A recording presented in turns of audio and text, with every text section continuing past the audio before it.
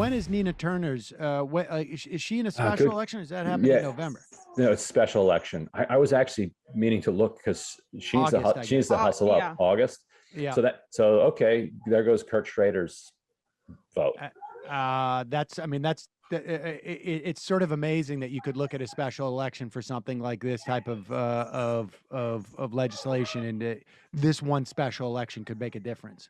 Well, you remember when Scott Brown won his special election? That's very why. well do. Yes, I do. And it was the same thing. So they passed it with 60 votes, and the House and Pelosi said, "Look, okay, we'll pass this Senate bill that we don't like because it doesn't have the public option that we had.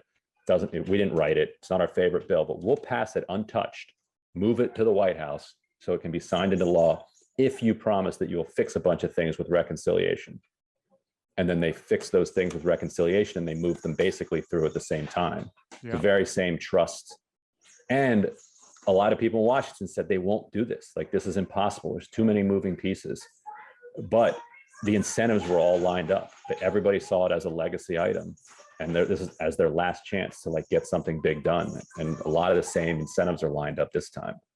You wrote a piece in The Intercept, I guess it was yesterday. No, the Biden agenda isn't dead yet. And there was a little bit of like, you got a little poetic. This was not, I mean, you were bookending everything we've just talked about in the context of a lot of people talking about the end of the neoliberal age. I don't think the idea is that neoliberalism is gone, but it is not the sort of like accepted dogma of every single politician, regardless of their party, at all times. And if they pass a $6 trillion reconciliation bill, including, the nearly $1 trillion in the first one, there are provisions in that I particularly the asset, what they call it, neoliberal stuff, yeah.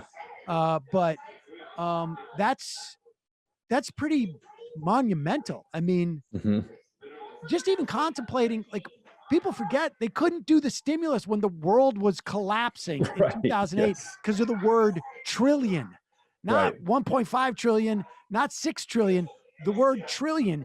And people forget that $800 billion to $750 billion, half of it was just tax cuts. They weren't spending anything.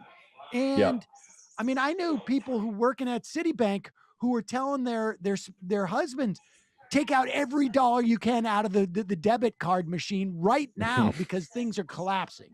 And under those circumstances, they couldn't even like contemplate $1 trillion. Right. So, I mean, do you think, I mean, what do you think about, I mean, that just overall? Right.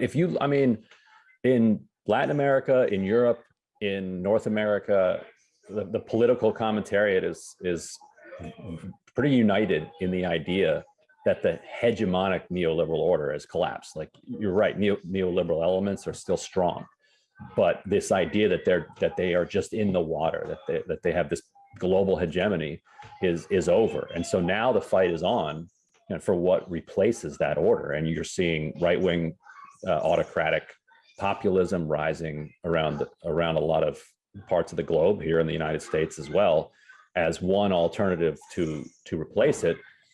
This would be another alternative: public investment turning around a fossil fuel economy into a clean energy economy. Like that would be, that this can shape, what the United States and the world, because of the United States' influence on the world, looks like coming out of this crisis period. And it really does feel like if you can pass a $6 trillion reconciliation bill overseen by Bernie Sanders, you start to look at, like, and I'm not diminishing the importance of voting rights, and the PRO Act, we should say, is embedded in this infrastructure bill. It's part of it. Right. If you can do that, it feels like the voting rights ends up sort of feeling like it's just like you're doing cleanup. Right. Yeah, the cartoons are getting a little loud here. Virginia, turn it down. Yes, it does feel that way. It's and it was hard to predict given Joe Biden's record. Like I felt kind of weird using the phrase Biden agenda in the headline because it's not his agenda. No, he is the president who happens to be in the White House while this turn is happening, while this crisis of capitalism is unfolding. And he seems to have bought into the idea that he doesn't have a whole lot of time left and he wants to be fondly remembered as a transformative president. I did not see that coming, but if you step back from personalities and take a more structural and kind of 30,000 foot view, then it makes a lot more sense. Yep. Bernie Sanders' success in 2016 and 2020 make more sense if you take a structural view. And then the fact that he lost, yet a lot of his ideas, and that he's overseeing this $6 trillion package, starts to make sense. Ryan Grimm and the Grimm family. Thanks so much for your time today. Really appreciate it. Thanks, Ryan. Folks, there's more of what you've just saw where that came from. That's if you hit the subscribe and like button. Thank you. Really, thank you.